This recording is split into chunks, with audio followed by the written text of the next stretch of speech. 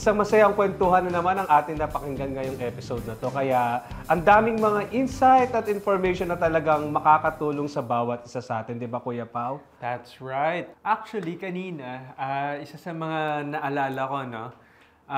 Dahil nga si Mike, na-meet ko siya nung parkour days pa namin. Nagtatakbo-takbo kami sa Quezon City Circle, no? Tumatalon kami, tumatakbo, gumagapang. And dahil doon, ang isa sa mga expression na talagang tumatak sa akin is, the floor is either your best friend or your worst enemy.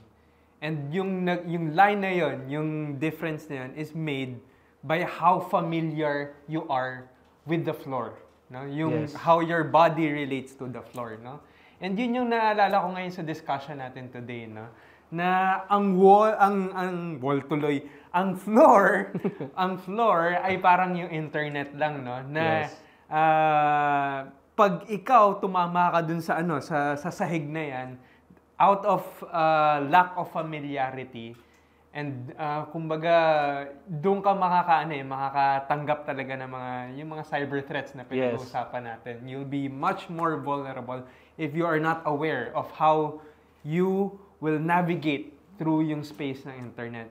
Pero if you take the effort, no, to train yourself, to familiarize yourself, your brain, your body, no, in getting to know yung landscape ng internet, dun mo siya magiging kaibigan, dun mo siya magagamit for good, no, such as what our guests are doing, no, sa respective organizations nila. No?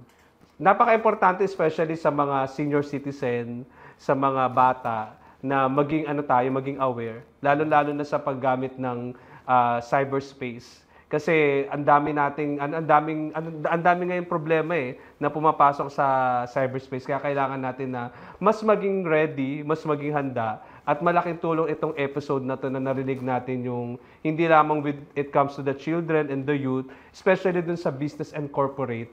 Ang dami natin natutunan na mga bagay na hindi natin alam. And I know lahat ng mga nakikinig ngayon na marami din silang natutunan sa ating episode ngayon. That's right. Yun yung na very interesting is hindi lang yung information, hindi lang yung skills, yung technical knowledge, pero yung mismong disposition na you want to learn, na kailangan mong sabayan yung mga threats na yan, yung mga nangyayari na yan. No, kaya we start them young. No? Yes. Kaya nga sabi nila, mas mabilis mag-isip itong mga hackers Kasi yun yung creative mind na trabaho nila. Kaya dapat tayo in defense dun sa mga ginagawa ng mga hackers. Mas mabilis din tayo dapat mag-isip at magdepensa. Di ba? Tama. Alright. Thank you very much mga ka-chatters. And this is your aspiring community counselor, Kuya Pao. At ako naman, ang iyong Kuya Brian, naka-click na lagi nagsasabi sa inyo na always think before you click. Dito lamang sa Cyber Chat Season 3!